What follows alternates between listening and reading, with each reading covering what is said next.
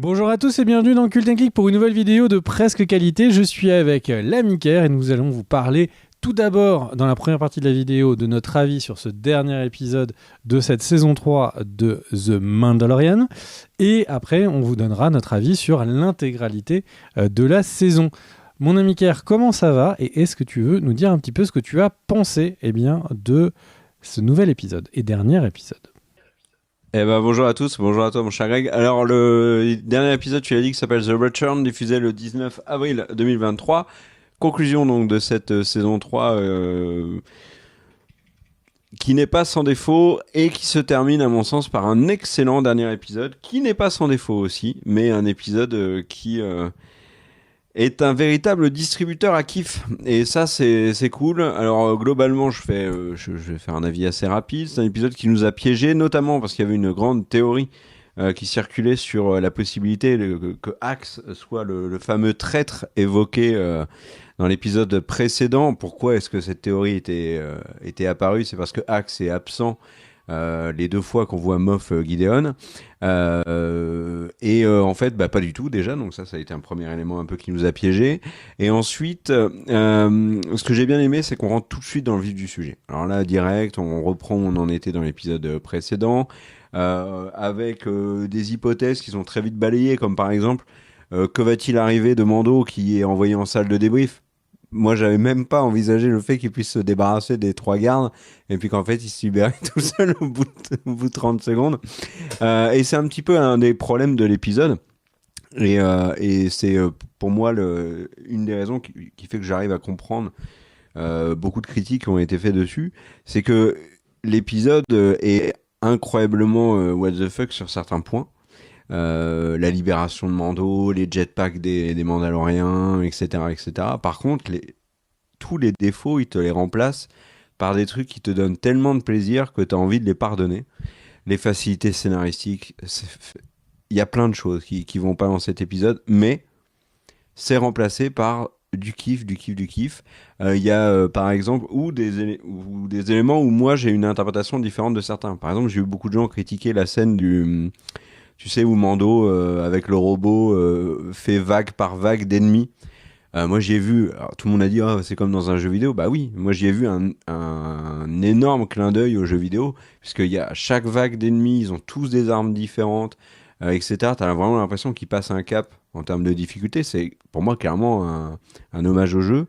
Et on a, dans cet épisode, là où je dis que c'est vraiment du kiff, c'est que l'épisode enfin, c'est un des moments, je pense, où je me suis dit que Star Wars m'impressionnait le plus. Alors, vous allez peut-être vous arracher les cheveux en m'écoutant, peu importe.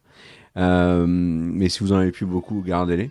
Le truc, c'est que, en fait, les jetpacks, ça fonctionne. On peut discuter, débattre de est-ce que c'est complètement débile ou pas, mais les jetpacks, tous les plans en vol sont complètement stylés. Le mec qui part, Axe qui part en haute atmosphère, je me suis fait, ah oui, il va en haute atmosphère alors qu'il y a des épisodes où ils ont un peu de mal à faire 15 mètres en jetpack. Peu importe, le plan était dingue. Et en plus, il y a plein de gens qui ont débunké un peu ça en expliquant que bah oui, mais ils ont quand même beaucoup voyagé, par exemple, avec leur jetpack à bien des moments et ça n'a interpellé personne. Euh,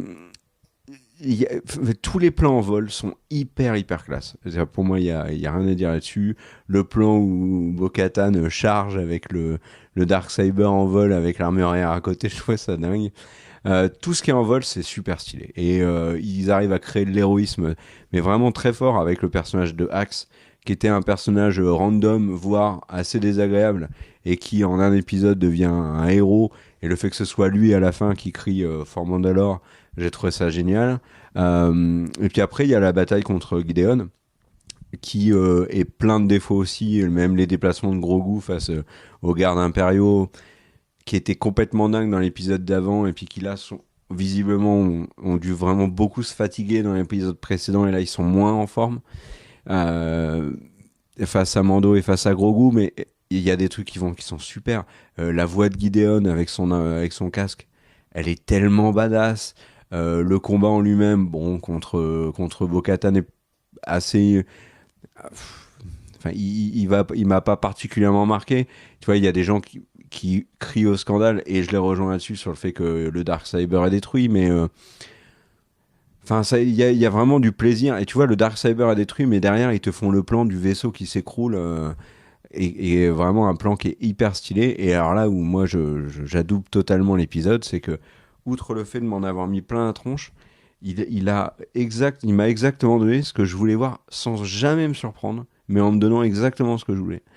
Et ce que je voulais sans le savoir. La fin, c'est vraiment un happy end, mais total, quoi. Mandalore est sauvé, on voit le bétail sous la flotte, euh, on voit la forge est réallumée, les Mandaloriens sont unis, Bo-Katan est la chef, et puis alors il y a cette scène qui, moi, m'a pris... enfin, franchement, m'a ému, j'étais pas loin de Brère, de l'adoption de Grogu par Din. Din Grogu. Ben, juste cette scène, quoi.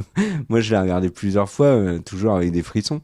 Et en fait, là où je suis content, c'est que dans cet épisode-là, j'ai retrouvé le truc que j'aimais dans Mandalorian, qui était je vais me faire plaisir devant une série qui vraiment incarne ce que j'adorais quand j'étais gamin avec Star Wars, ce que j'ai envie de voir dans du Star Wars et pas du Kylo Ren et des clones de Palpatine. Vraiment le kiff.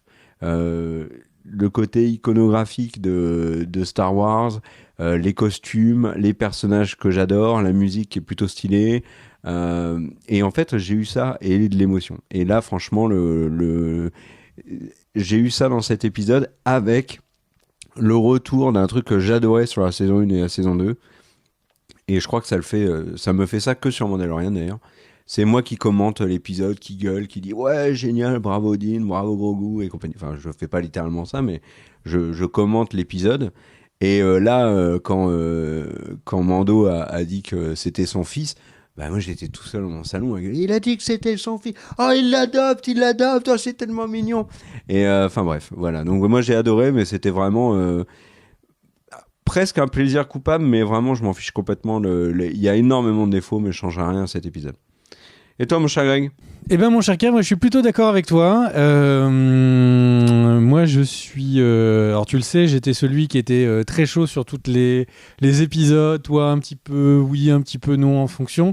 Moi, j'ai trouvé que cette saison était exceptionnelle et ça termine par un des plus beaux contenus Star Wars de l'histoire. C'est du fanservice de ouf, certes. Mais qu'est-ce que c'est stylé! C'est-à-dire que c'est vraiment, vraiment, vraiment stylé de voir comme ça le Mando qui est là en train de... Enfin, d'avoir Bo-Katan qui est en train de voler avec tous les Mandalorians. C'est vraiment des moments hyper épiques. Et on se dit, mais ça promet tellement de choses complètement ouf sur le film. Et il y a un vrai crescendo, c'est-à-dire que première saison, il est tout seul, deuxième saison, ça monte, la troisième saison, c'est les Mandalorians tous ensemble qui sont en train de reconquérir leur planète. Je déteste vraiment... Alors, je pensais que j'aimais pas la postologie 7, 8, 9, et j'ai fait l'effort et en fait The Mandalorian m'a donné tellement de bonheur que j'ai eu envie de regarder la postologie en me disant peut-être que le Mando va me donner une autre vision et spoiler alert, la postologie, le revoir comme ça, j'ai détesté. Et du coup ça ne me fait qu'apprécier plus Mando. J'ai pas vu de truc aussi enthousiasmant de l'univers de Star Wars que depuis 4, 5, 6. C'est du niveau de 1, 2, 3. Qu'est-ce que j'ai adoré. Enfin, j'ai vraiment adoré cet épisode. J'ai été ému. Ils ont mis toutes les petites briques pour qu'on ait que des moments qui soient extrêmement stylés. Il y a les petites briques Star Wars avec les gardes prétoriens, les gardes de l'empereur rouge. Il y a et ce moment où bébé Yoda est tout seul contre eux, mais on a le cœur qui est serré. Le moment en plus avec Mando qui tend son bras, le fait de boucler la boucle au moment où il dit qu'il l'adopte, c'est vraiment tant dans l'action que dans l'émotion. Cet épisode, il est il est mais jam-packed, il est vraiment, il est plein à craquer. J'ai vraiment trouvé que c'était extrêmement efficace. Ce moment, il y a des moments qui sont vraiment jolis. Ce moment où en fait Grogu est en train de faire un chant de force sur les flammes, c'est à la fois beau esthétiquement et beau dans ce que ça montre. Cette relation entre Mando et Grogu, elle est vraiment, elle est magique. Bo-Katan, qui est un personnage que j'ai jamais vraiment apprécié, là je trouve qu'elle est de plus, enfin, elle est sur ce dernier épisode, elle est beaucoup plus appréciable. Vraiment, j'ai surkiffé cet épisode. Il est mieux réussi en termes de réalisation que les autres. L'écriture, elle est toujours présente.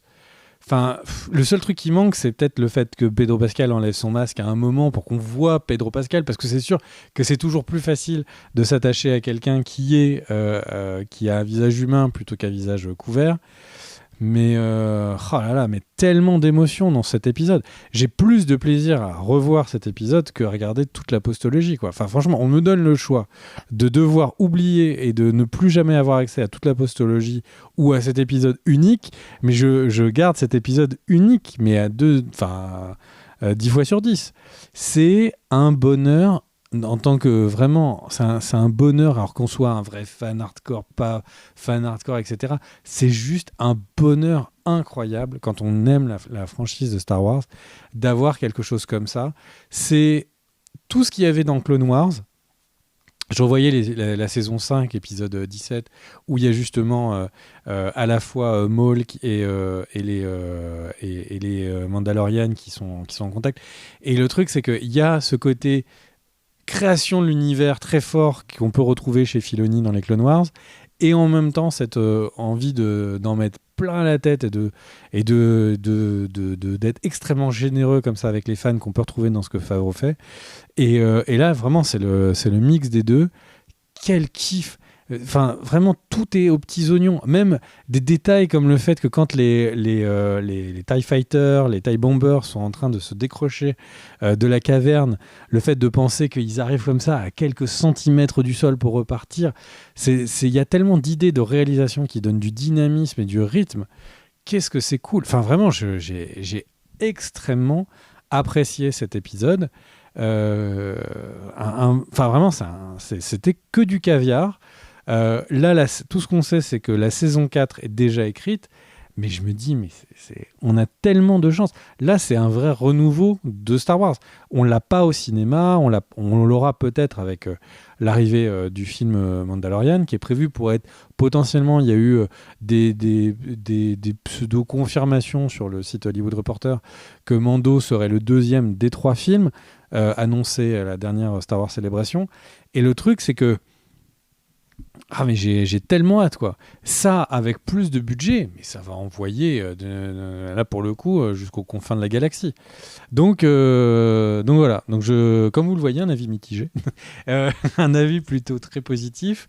Et vraiment, il y a des moments, j'avais vraiment de l'émotion, les yeux rouges de ces moments où avec Grogu et tout. Enfin, très très fort, vraiment un épisode très très fort.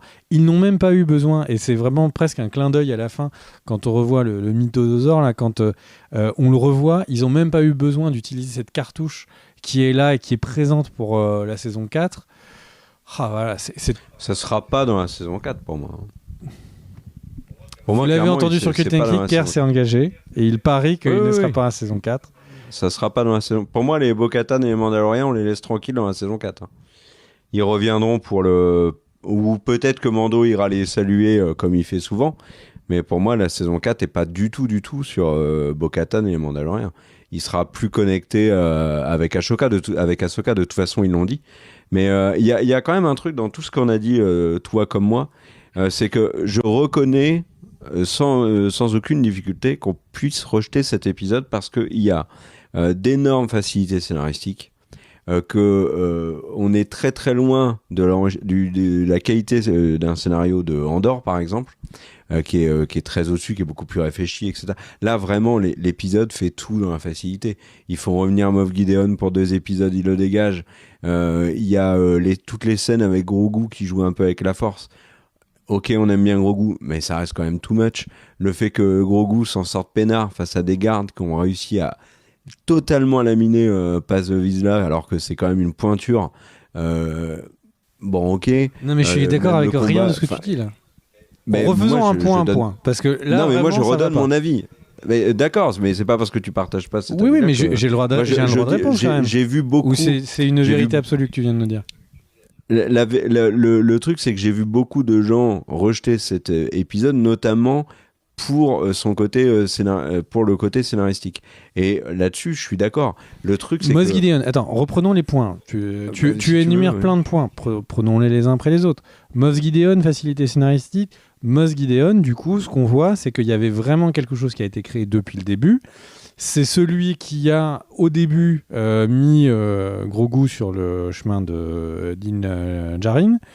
C'est celui qui est l'ombre sur les épisodes qu'on a sur justement Coruscant. On voit que clairement, alors on pourrait dire ils ont du mal à faire mourir leurs méchants, ce que je peux comprendre. C'est vrai que peut-être que ce serait pas mal qu'il y ait un autre méchant qui soit apparu, mais on voit que c'était son ombre qui apparaissait depuis le début. On voit que le fait qu'il soit libéré n'est pas dû au hasard. Lui, en fait. On voit que il a pas débarqué dans cet épisode et rien ne l'annonçait. Toute la saison était autour de lui. On est d'accord, mais je dis juste qu'il revient pour des épisodes et qu'il est tué, et qu'en plus, et on n'est même pas certain que c'était lui, parce qu'il y a une autre rumeur, enfin pas une rumeur, une théorie qui circule sur le final, c'est que le Gideon en question a pas l'air du tout d'être affecté par l'humiliation de la saison 2 et qu'il est toujours dans l'optique d'aller chercher le Darksaber, mais que globalement il n'a pas un affect ou une blessure liée à la défaite face à Mando et Bo-Katan à la fin de la saison 2, et en plus il a plus de moustache. Donc il y a la théorie, c'est qu'en fait celui qui affronte Bo-Katan et Mando, c'est un des clones. C'est une théorie, mais globalement tu vois, ils sortent les clones de Gideon dans cet épisode. Il les dégage tout de suite. C'est détruit, ok, c'est fait avec beaucoup de violence, etc. Il y a un côté symbolique. Mais c'est pareil, tu vois, aussi. Ces clones, c'est des trucs qu'on avait vus dans la saison 2, où ils arrivent et on comprend pas, on a l'impression qu'il y a un travail sur des clones, mais on les devine pas, on sait pas qui c'est. Enfin, tout ce qui est sur Moss Gideon, on peut pas dire que c'est tombé du ciel. Mais non, justement, il y a rien, il y a aucune surprise dans l'épisode. Donc il y a littéralement rien qui tombe du ciel. Mais un des reproches qu'on peut quand même faire à au travail sur Gideon dans cette saison, c'est qu'ils dupliquent totalement ce qu'ils ont fait dans la saison précédente. C'est-à-dire que Gideon arrive à la fin, il y a son histoire de clone qu'on avait déjà vu, il y a le combat contre Bo-Katan et contre Mando, voilà. Alors il y a un level up. Mais oui, il y a des enjeux supérieurs. Avec son armure. Donc ça veut dire quoi ? Ça veut dire que tu as vu Vador dans le premier, tu le vois plus dans le deuxième ? Non, c'est pas le Vador du premier et le Vador du deuxième. Ça veut dire que, tu vois ce que je veux dire ? Ça veut dire que tu peux pas construire un méchant dès que tu. Alors, mais tu prends l'exemple de Vador. L'exemple de Vador est excellent. Vador, fin d'épisode 1, il tue Obi-Wan. Fin d'épisode 2, il révèle que c'est le père de Luke. Gideon, fin d'épisode de saison 2, il est vaincu par Mando. Fin de saison 3, il est vaincu par Mando. Voilà. Tu peux avoir un personnage qui revient de saison en saison. Là, globalement, c'était un gros kiff, mais le traitement de Gideon, c'est le même sur plein de points. Donc, et alors, on parlait d'émotion, je tiens quand même à souligner que la fin. Alors, de la tu dis c'est le même traitement sur plein de points. C'est encore une fois un build-up. C'est un méchant qui montre qu'en fait, c'était pas juste quelqu'un qui se faisait laminer dans un couloir, comme on a vu, que c'était en fait un général qui était en train de monter toute une cabale intersidérale. Enfin, il y a quand même une construction sur Moss Gideon qui est. Enfin, il est pas venu téléporter et jeter. Je comprends pas ce propos. Et c'est pareil quand tu dis Grogu, si tu veux, changeons de sujet, mais le truc c'est quand tu dis Grogu, il met en échec les trois gardes, mais pas n'importe comment. On voit que Grogu, il saute, il va en haut et que justement il profite de sa petite taille et qu'au moment ça marche plus, parce qu'ils arrivent à découper le truc et qu'ils se retrouvent par terre et heureusement que Din est là. Oui, mais comment est-ce que tu expliques que Din s'en sorte aussi bien et aussi facilement face aux trois gardes, là où Paz Vizsla s'est fait littéralement laminer ? Parce que Dean est meilleur. Alors, parce que certes, quand Dean- il a affronté... Dean aurait à la fin était à deux doigts de périr, ok, mais pendant la Paz Vizsla, il a genre jamais réussi à les toucher. Là, Mando, il leur met une raclée un bon moment du alors, combat si, quand même. si pour toi, tu prends si machin 1 à laminer 2, donc ça veut dire qu'il est plus fort. C'est depuis le début que Mando il est bien meilleur que le Pavila, mais surtout Mais pourquoi est-ce qu'on n'oublie sait pas ça que les prétoriens se font débiter comme c'est pas permis par Rey, par Ren, enfin c'est pas non plus le pic de l'histoire, c'est pas Darth Maul quoi. Non, mais d'accord, mais là tu me prends deux Jedi quand même. Enfin, ça n'a rien à voir. Mais les Mandalorians Les sont prétoriens censés sont éclatés sont par les allés au Jedi. combat contre tous les Jedi. On n'est pas en train de suivre des paysans là. J'ai pas dit que c'était un paysan, mais il y a rien qui indique que Mando, qui est certes le héros de la série et qui est un excellent chasseur de primes, rien n'indique que Mando est au-dessus de Paz Vizsla. Ils se sont battus les deux dans Boba Fett. J'ai pas eu l'impression de voir Mais il y a qui a Allemagne gagné, Brésil qui a perdu en quart de finale. Qui a gagné, qui a perdu. Et le truc, c'est c'est que c'est Dean qui a gagné. Et là, on voit à chaque fois que justement Grogu l'aide et qu'à chaque fois qu'il y en a un qui va l'attaquer de dos, oui, il le pousse. Je comprends pas mais j'ai le juste dit que procès c'était tu un fais peu too much. à la série là.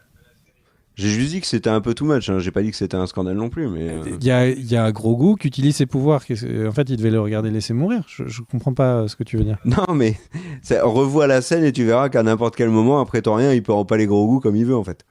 Et il le fait Mais pas. qu'à chaque fois, Grogu le repousse et que Dean repousse le prétorien. Je l'ai fait. Je t'invite à le revoir. Ce n'est pas aussi téléphoné que ce que tu es en train de dire. Alors, défaut ou non, ça, c'est au libre arbitre de chacun. Par contre, moi, j'ai envie de revenir sur la fin. Parce qu'il y a un truc qui m'a vraiment beaucoup étonné dans cette fin de saison. Et tu as dit que le script de la saison 4 était déjà écrit. En effet, ils ont bien évidemment parlé du film de Filoni sur Mandalore. Donc, on revient sur le Mandoverse. Donc, on reviendra sur Mando. Ils avaient déjà parlé au cours même dans la promo de la saison 3 du fait que la saison 4 allait connecter les autres séries du même qui sont sur la même chronologie, donc Ahsoka et compagnie, Skeleton Crew et tout ça, avec Mando. Mais en fait, cette saison se termine avec un tel happy end que c'est un season final. Enfin, c'est un series final en fait. La série aurait pu s'arrêter sans aucun problème.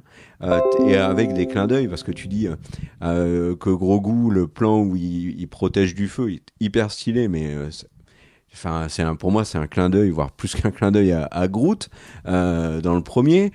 C'est la fin, tu vois, Mando qui est tout seul dans sa maison avec Grogu qui est en train de jouer. J'ai vu un gros clin d'œil à Thanos, bien sûr. Et la fin, c'est...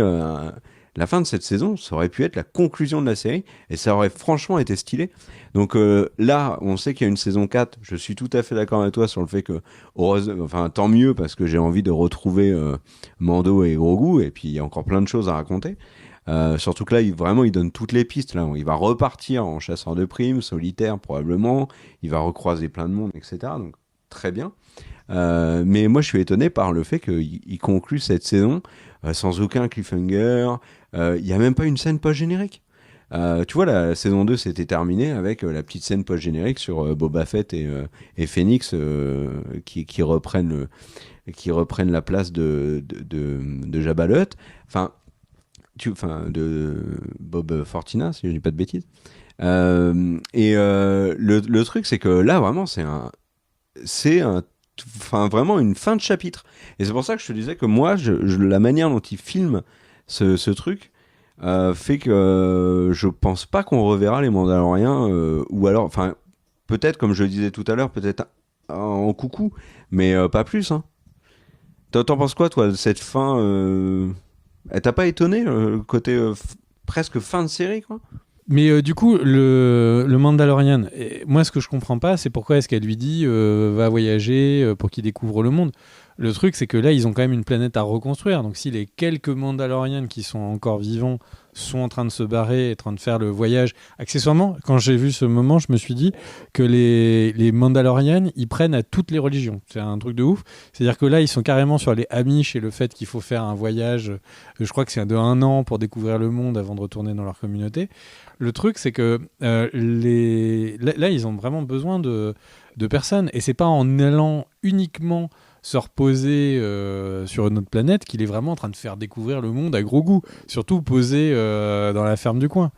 Donc il y a... Il est posé, mais c'est très temporaire parce qu'il a vu la Haute République avant, Voilà. et donc va en fait, bosser pour eux. il y a un espèce de discours un petit peu de double ou triple discours. D'un côté, on nous dit il va être là pour la République, enfin la Nouvelle République.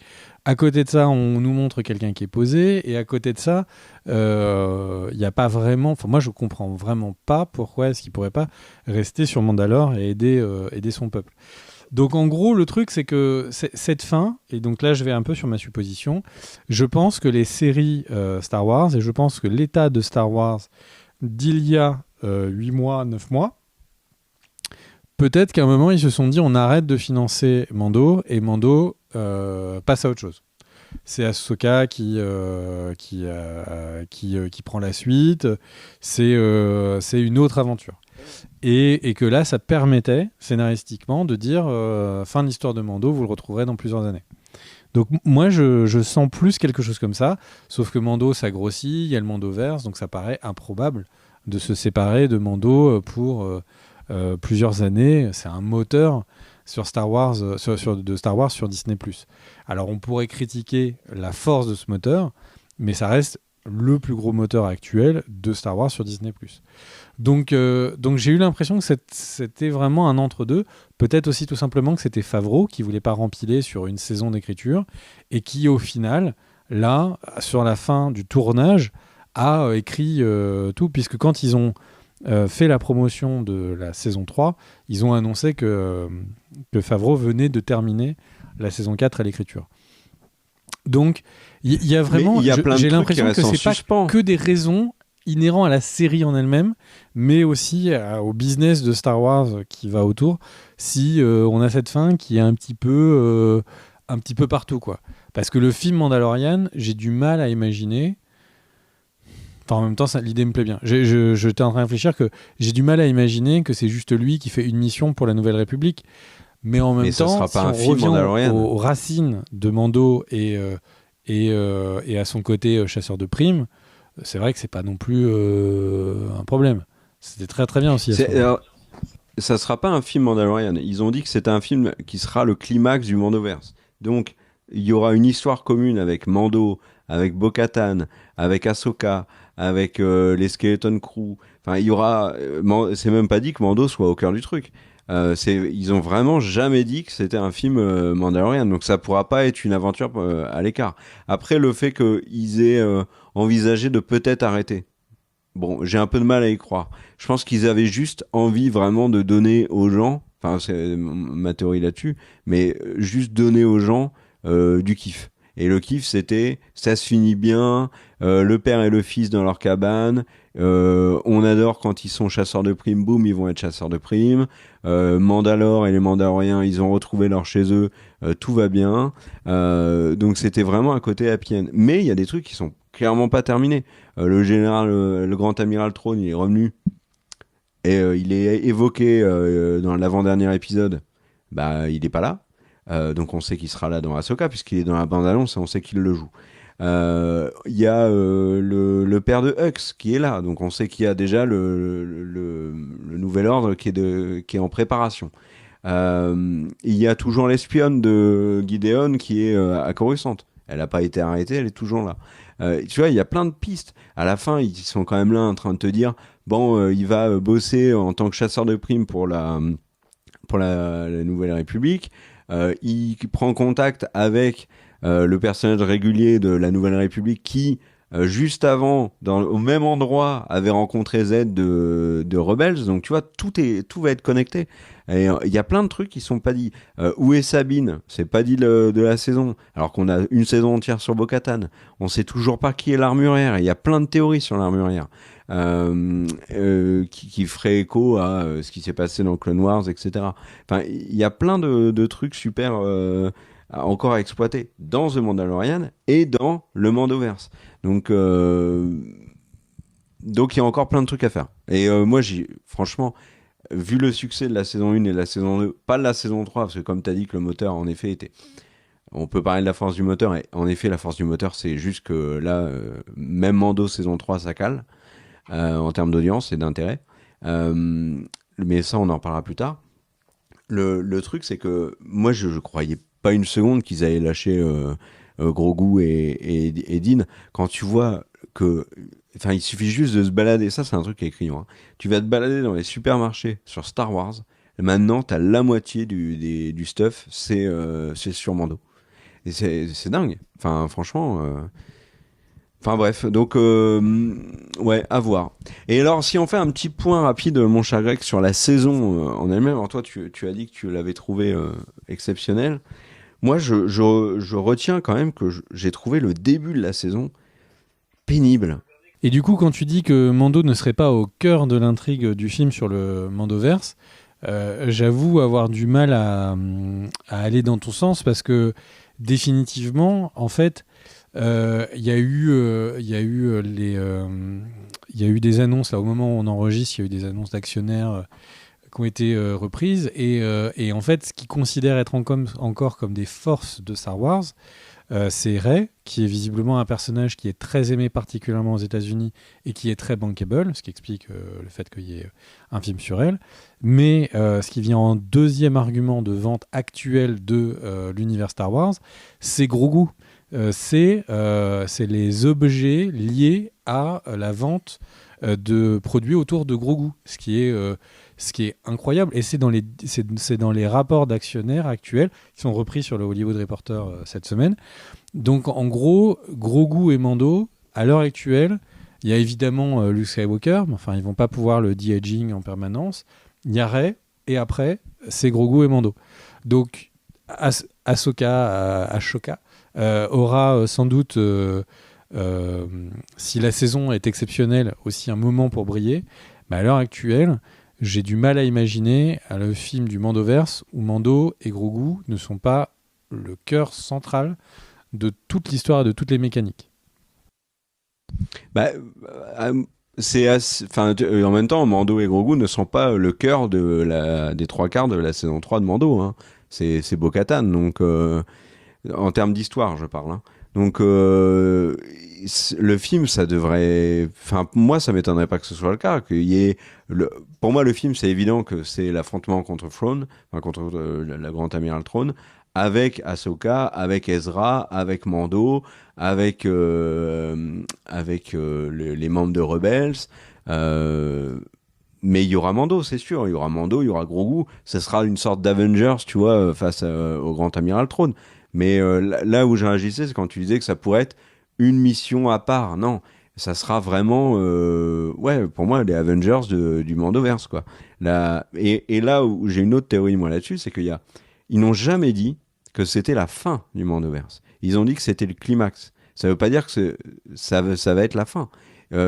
Très clairement, moi, je l'avais dit dans la vidéo des annonces Star Wars, et je le redis là, je pense que ça continuera derrière, hein. Parce que le film de Filoni, il n'est pas prévu dans 15 ans. Donc, qui continue Mando derrière, avec Grogu, qui continue Ahsoka, etc. De toute façon, pour moi, ils emmèneront ces personnages jusqu'à la fin de la postologie et la chute de Palpatine.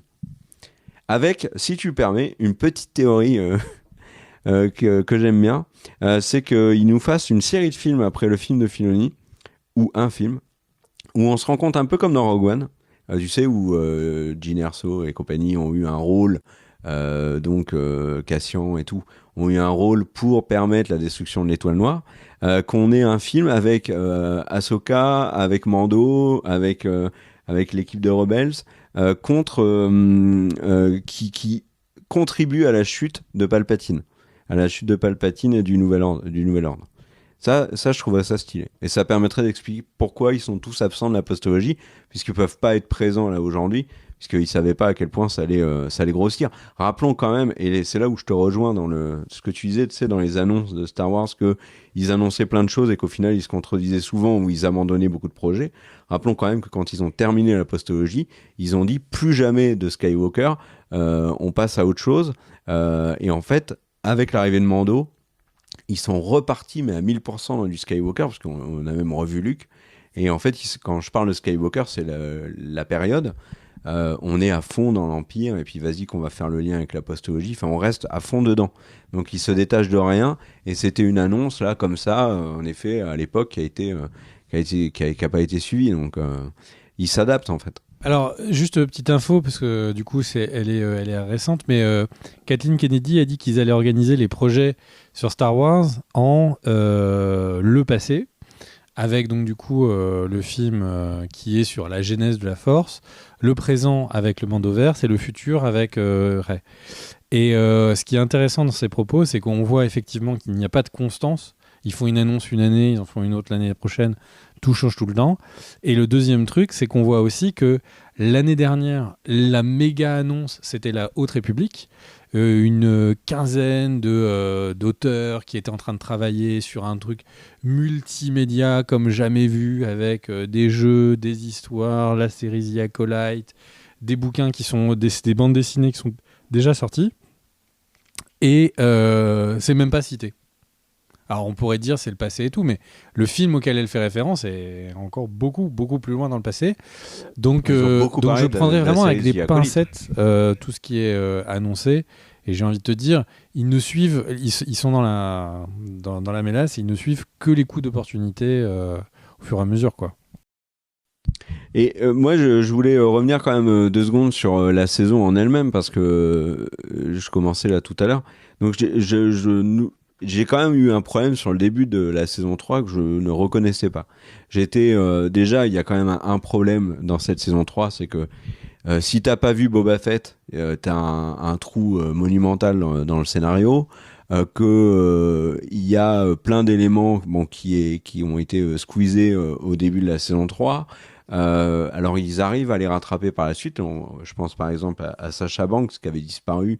Elle avait dit non mais je serai pas dans la saison 3, j'ai pas tourné dedans et tout, alors qu'en fait bah si, elle a tourné dans plein d'épisodes. Le début m'a vraiment pas convaincu.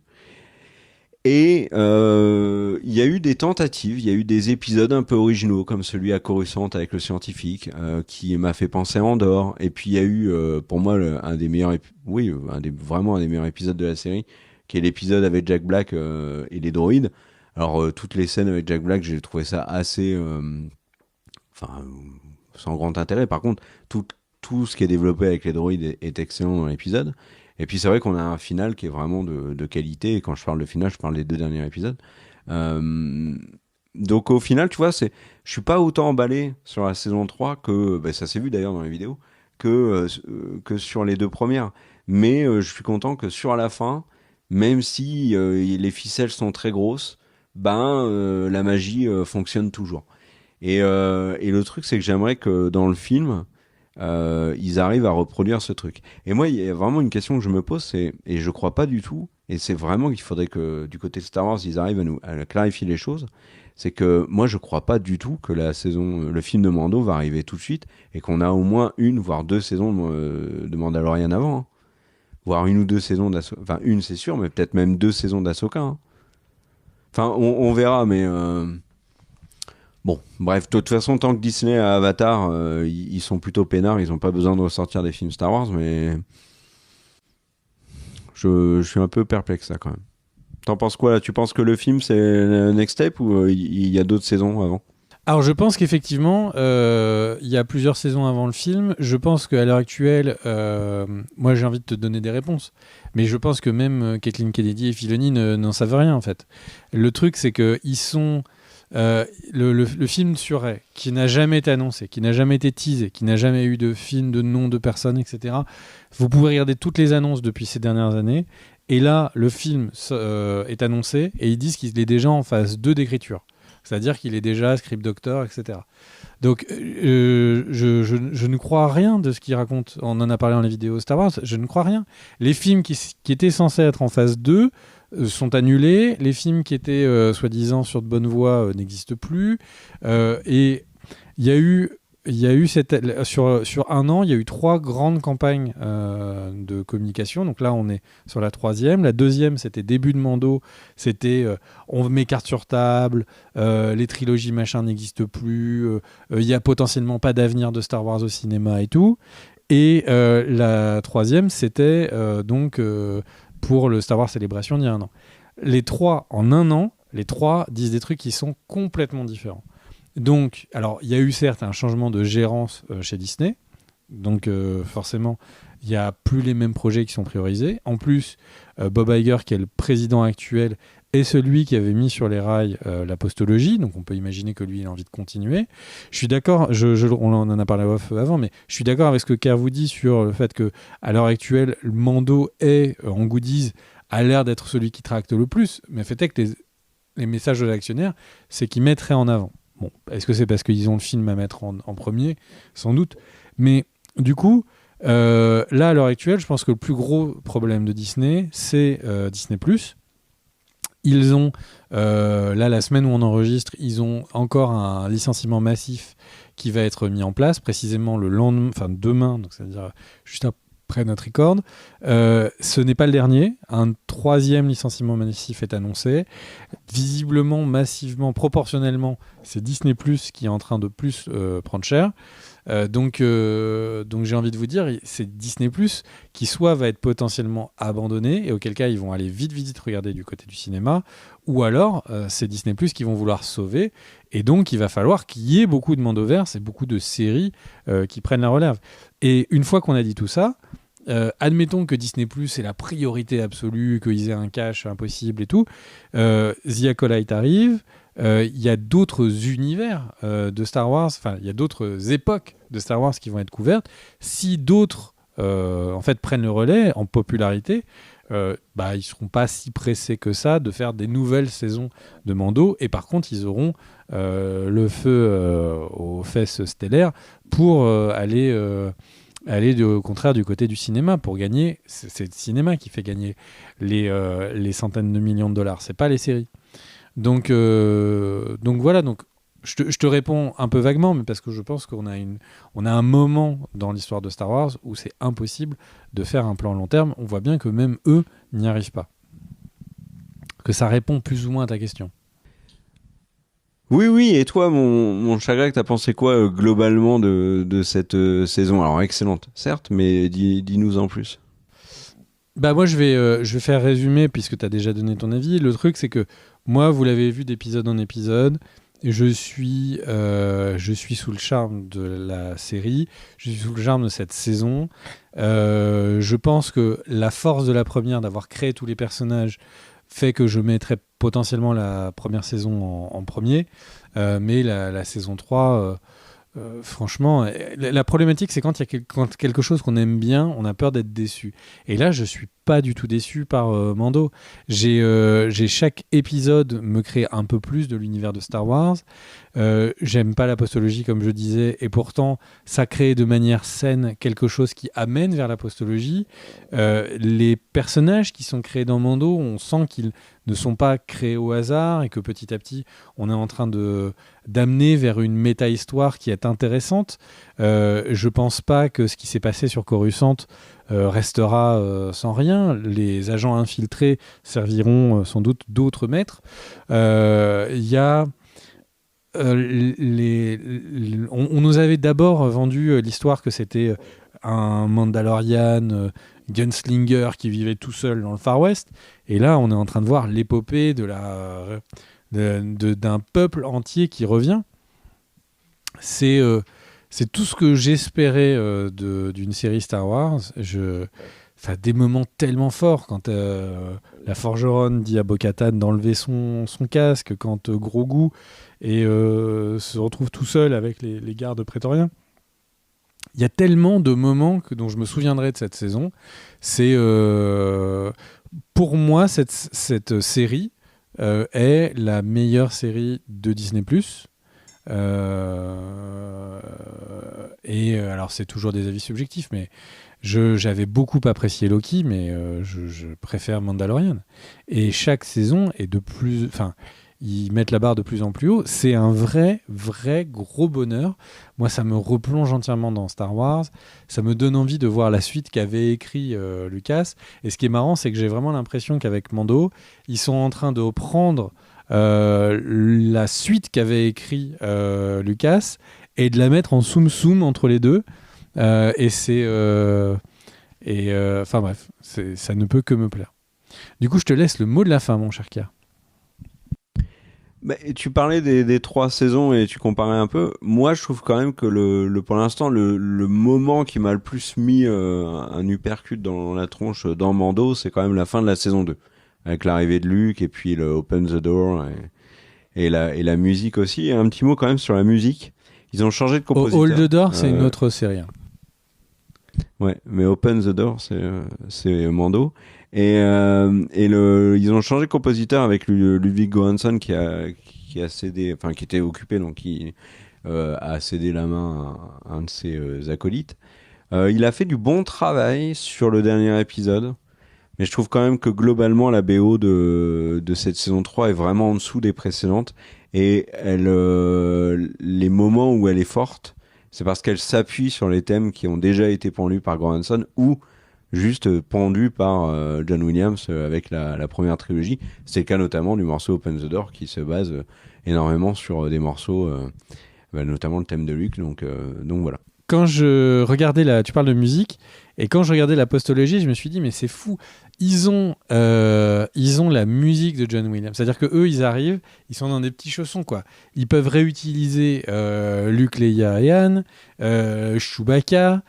Ils ont la musique, alors que Mando doit tout réinventer. Et alors, il faut être au niveau du souvenir qu'on a de la musique de Star Wars. Et ils réussissent, quoi. Le thème de Göransson, le thème de Mando, il est oufissime. Et ce qui est marrant, c'est que j'entendais Jack Black qui avait été interviewé sur de la musique et qui avait dit qu'il trouvait que la musique du thème de Mandalorian était du pur génie, parce que ça fait du coup maintenant longtemps qu'il l'écoute, et à chaque fois qu'il l'écoute en tant que musicien, il découvre des nouvelles nuances, des nouvelles choses qui le surprennent en tant que musicien. Enfin, vraiment, je trouve que la musique de la série, et particulièrement celle faite par Göransson, est vraiment extraordinaire. Enfin, il n'y a pas d'autres musiques de série sur Star Wars qui arrivent à ce niveau-là. Je pense que pour arriver à ce niveau-là, on regarde le générique de Goth enfin, il n'y a pas beaucoup de choses qui sont à ce niveau. Tu voulais conclure, mon cher Car. De manière globale en termes de musique de série ? Je n'ai pas écouté de musique de série plus que j'ai écouté le générique de Mandalorian de ma vie. Il y a Lost, il y a Westworld, il y a God bien sûr, enfin il y a les Bly Manor, mais il y a plein de très belles musiques dans Tout ce que suscite. À titre personnel, Leftovers. Je ne suis pas la vision générale. D'un point de vue subjectif, à titre personnel, je n'ai jamais écouté une musique de série autant que j'ai écouté la musique de The Mandalorian. C'est tout ce que je dis. Il y a des thèmes il y a des morceaux qui en effet sont très réussis. Dans sa globalité, je trouve qu'elle est très inégale, la BO de Mando, et elle est très au-dessus de la BO d'Andor par exemple, ou surtout d'Obi-Wan, alors que John Williams a fait quand même le thème d'Obi-Wan. Par contre, tu vois, j'ai été étonné. Là, je regarde actuellement Rebels, et la BO de Rebels, elle est vraiment, vraiment stylée. Après, elle se base énormément sur ce qui a été fait par John Williams sur la trilogie initiale et la prélogie. Mais ouais, non, il y a des choses à écouter, ça c'est cool. D'ailleurs, la deuxième partie, de la BO de la saison 3 vient de sortir sur Spotify, donc ça doit être dispo également ailleurs. Voilà, merci à tous. On se retrouvera très vite pour reparler de Star Wars, les différentes annonces, Ahsoka qui arrive cet été.